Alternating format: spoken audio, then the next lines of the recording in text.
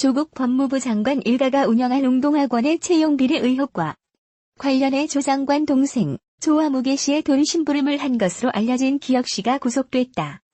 기혁 씨의 구속으로 금품을 받은 조 씨에 대한 고강도 수사도 불가피할 것으로 보인다. 신종열 서울중앙지법 영장전담 부장판사는 1일 오후 기혁 씨에 대한 구속 전 피의자 신문을 한 뒤 이날 밤 구속영장을 발부했다. 기혁 씨는 배임 수재와 업무방해 혐의를 받고 있다. 신 부장판사는 범죄 혐의가 소명되고 구속 사유가 인정된다고 영장 발부 사유를 밝혔다. 기혁 씨는 웅동학원 교사 지원자 부모 2명에게서 1억 원씩을 받아 조 장관 동생 조 씨에게 전달했다는 혐의를 받고 있다. 검찰은 기혁 씨와 조 씨가 범행을 공모했다고 보고 수사 중이다. 조 씨는 채용 비리 외에도 웅동학원으로부터 허위 공사를 근거로 공사대금 채권을 확보하고 학교법인 관계자들과 위장 소송을 벌였다는 의혹도 받고 있다. 검찰은 이날 조 씨를 소환해 웅동학원 교사 채용에 개입했는지 등을 조사했다.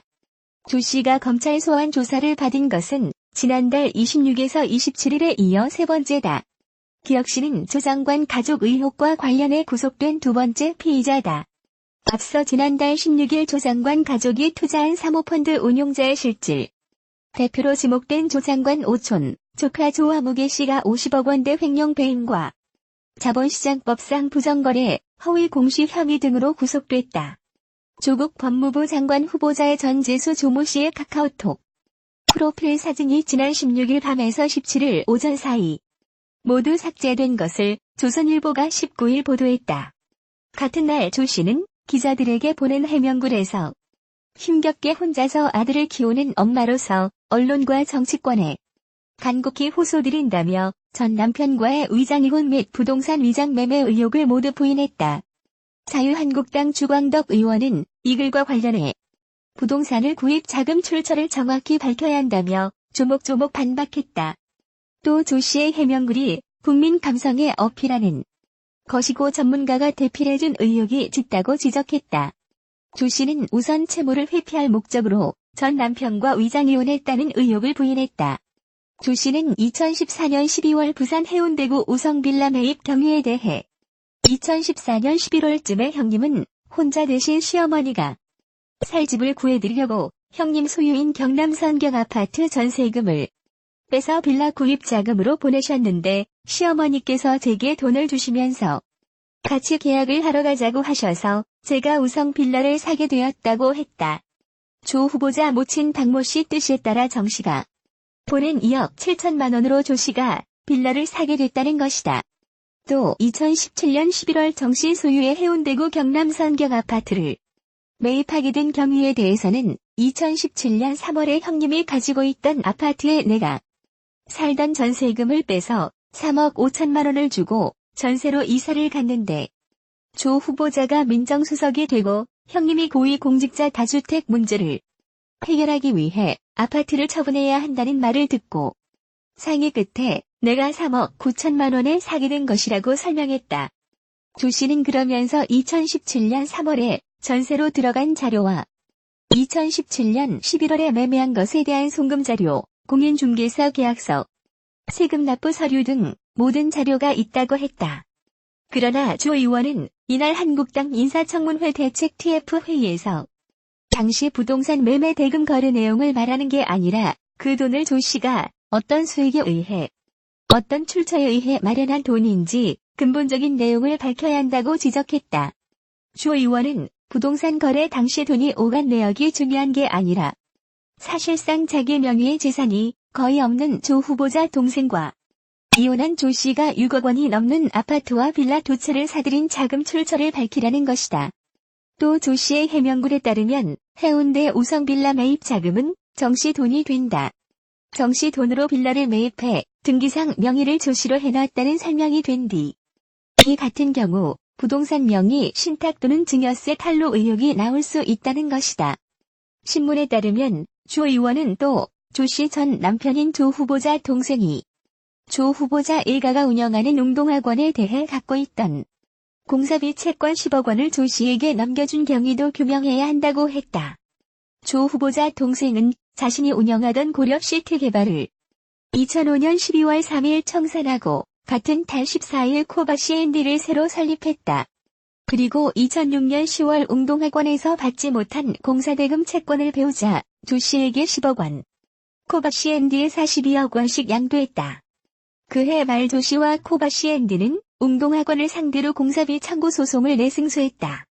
신문은 이때 조 후보자 부친과 조 후보자가 각각 이사장과 이사로 있던 웅동학원은 변론을 하지 않았다고 설명했다.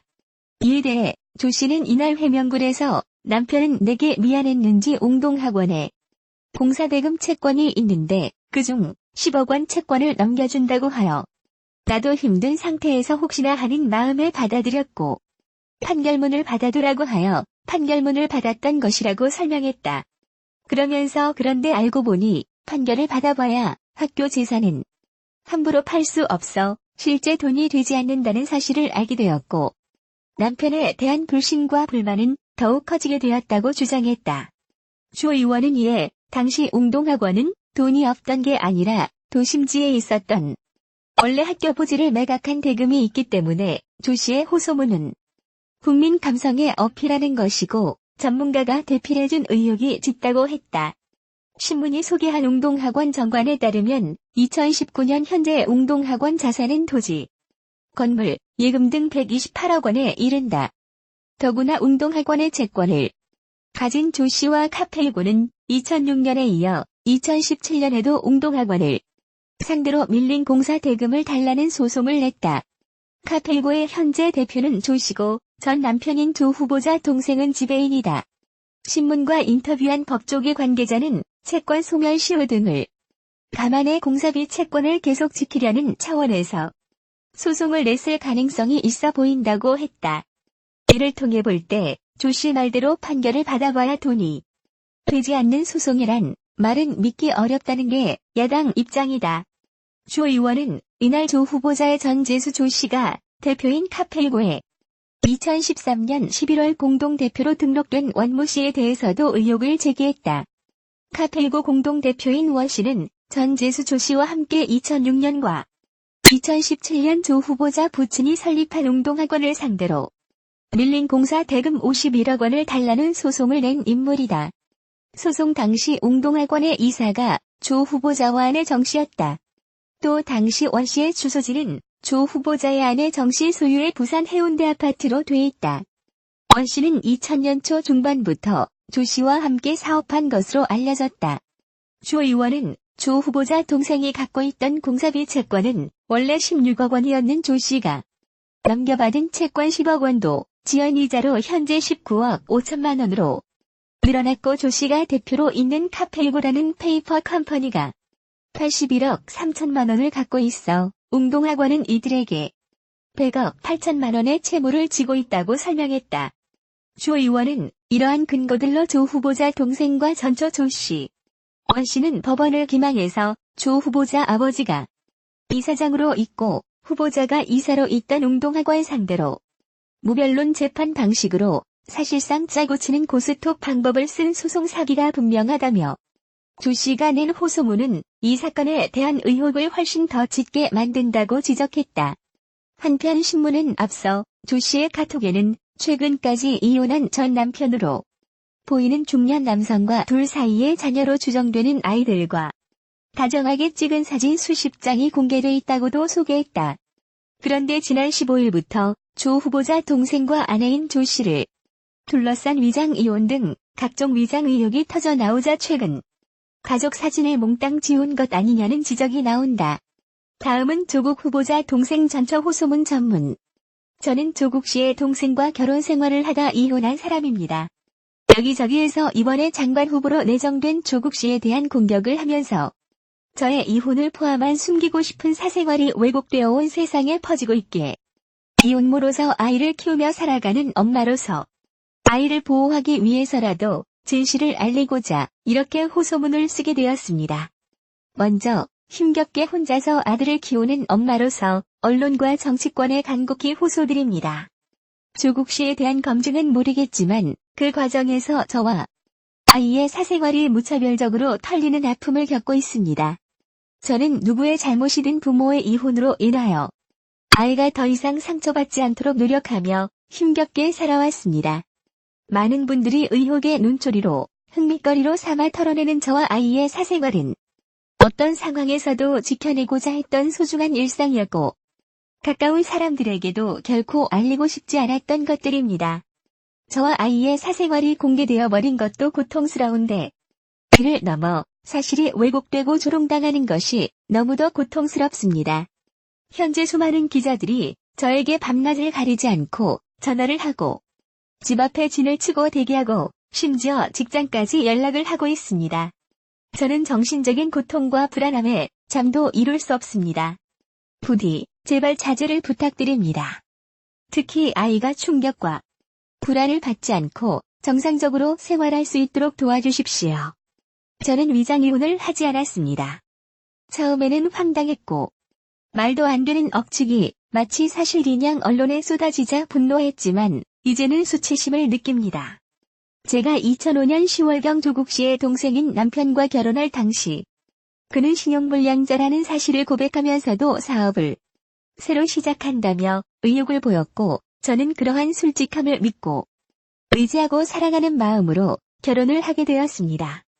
그런데 처음 약속과 달리 결혼 생활이 계속되면 될수록 생활비를 제대로 가져다 주지도 않고 큰 돈이 생길 거라며 시작한 사업에서 사기를 당했다고 원통해하고 결국 제가 벌어오는 돈으로 생계를 유지하였습니다. 그리고 결혼 초부터 이런저런 사업을 한다며 조금씩 제 돈을 가져갔고 그 돈을 전부 합하면 1억 원이 넘습니다.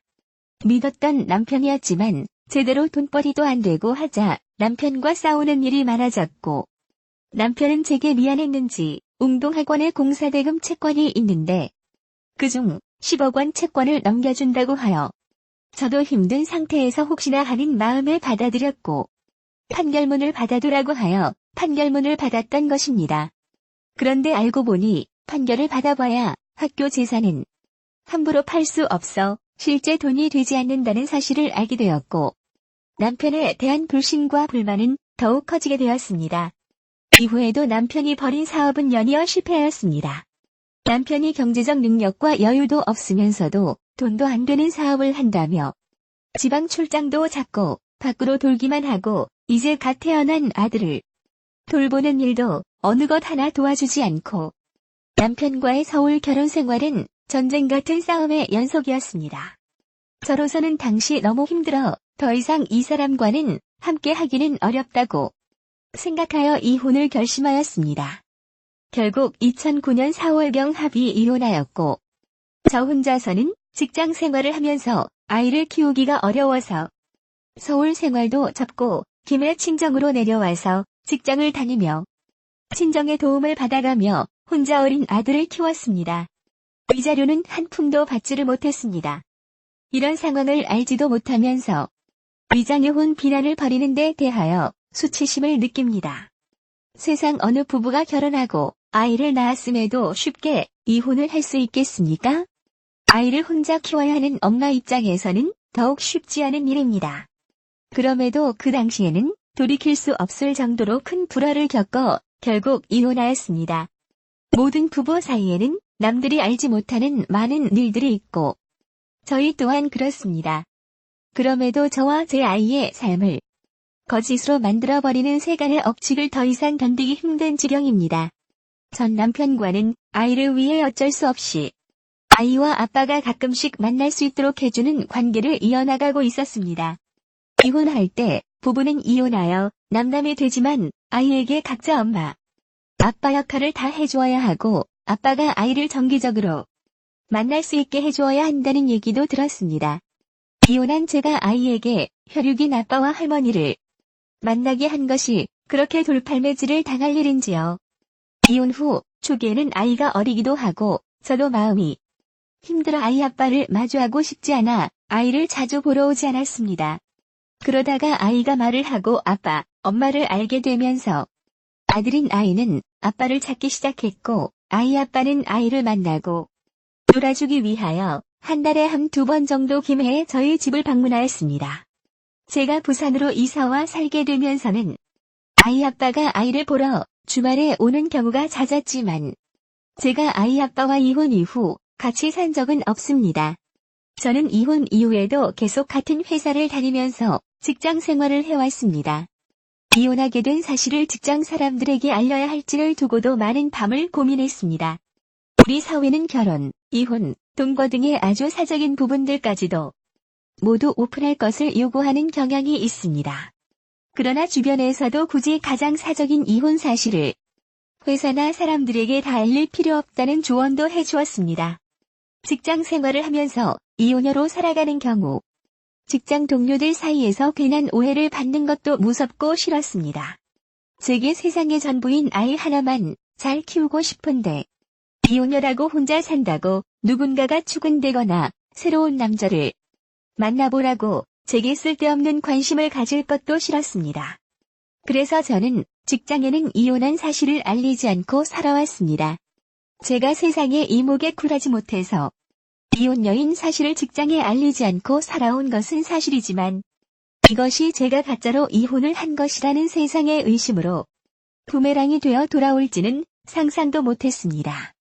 아이가 크면서 아이에게도 아빠의 사업상 떨어져 사는 것으로 얘기했고 아이가 충격을 받을까봐 이혼 사실을 숨겨왔습니다. 주변에도 마찬가지입니다. 전 남편이 찾아와서 아이와 함께 시간을 보낼 때면 주변 이웃들에게 최대한 자연스러운 가정처럼 보이기 위해 신경 썼습니다. 주변 이웃들이 이혼한 가정임을 알게 되면 아이와 아이 친구들도 알게 될 수 있어서 최대한 아이를 보호하기 위해 노력했습니다. 저희 아이가 아빠와 같이 살지 않으면서 주말에 아빠를 만나 밥을 먹거나 목욕탕을 같이 가는 것이 아빠와 나누는 가장 큰 즐거움인데 그런 순간을 주변 이웃들이 모두 이혼한 아빠가 찾아와 그날만 특별히 만나는 것이라는 것을 알아야 하는 것인지 모르겠습니다. 그런데 언론에서 이렇게 보도를 하고 집 앞까지 찾아오고 주변 이웃들에게 저와 아이의 사생활을 물어보고 다니고 있습니다. 아이가 부모 이혼 사실을 알게 되고 지금 이렇게 세상에 지탄을 받고 있다는 사실을 알게 될까 너무나 두렵습니다.